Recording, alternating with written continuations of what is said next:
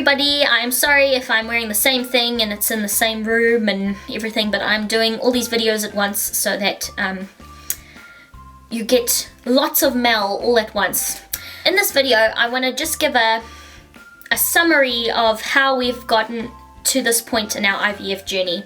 So if you haven't seen all my videos, or if you can't be bothered going back and watching them because you've forgotten, because it's been so flippin' long since I've done a video, and I very much apologize for that, then this is a video just kind of summing up when we started trying to get pregnant, started the TTC, to where we are now. So hopefully this is helpful in just giving an overview of who I am and where I'm up to. So my name is Melissa.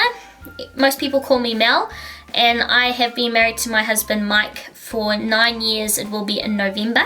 So we live in a town, or in a city called Auckland in New Zealand. I'm originally from South Africa, but I have lived here now for most of my life, and Myke is a purebred Kiwi.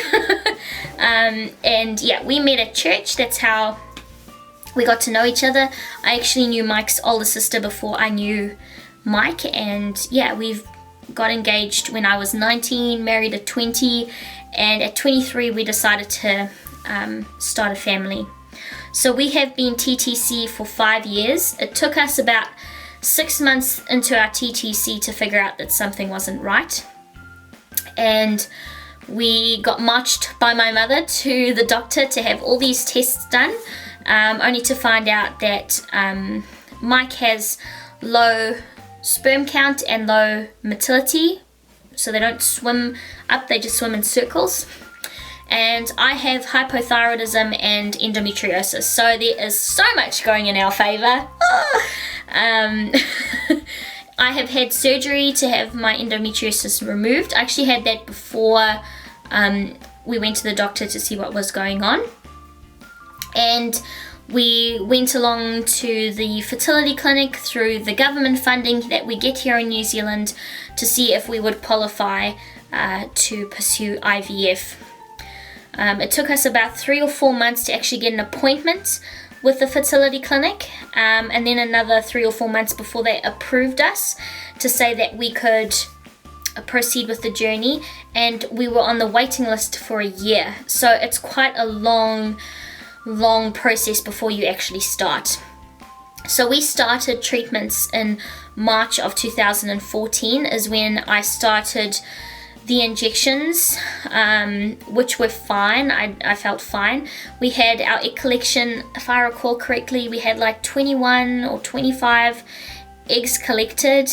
After the first day of fertilizing, we had 18, and then we have 6 at day 5 and 5 at day 3, so we were left with 11 embryos. However, I got OHSS, ovarian hyperstimulation syndrome, after my egg collection, so we had to freeze all our embryos because of that. I had a whole lot of stuff happen at work and our personal lives, so we decided to delay the first embryo transfer for a year. So our first embryo transfer was March of last year. I did the frozen transfer, was having some pregnancy symptoms. However, after the 2-week wait, I think my level was at like 17 or 19 or something like that. So it wasn't very good. My level rose just a teeny bit. I think the highest it reached was like 36. They were worried that it would be ectopic, so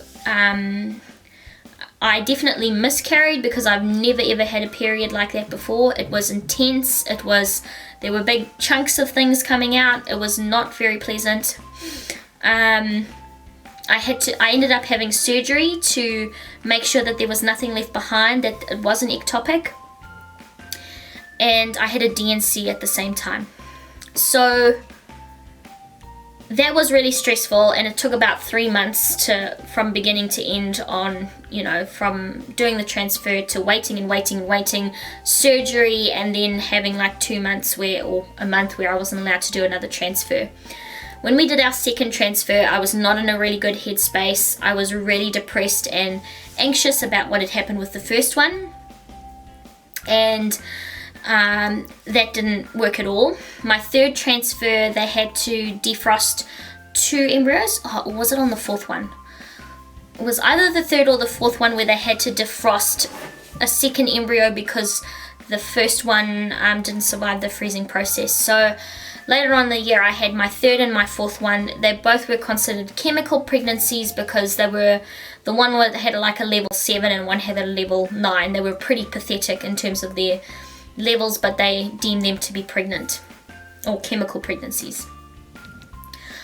So that led me to being in a very bad headspace, being pretty down about things. I marched myself to the fertility clinic and was like, this isn't good enough.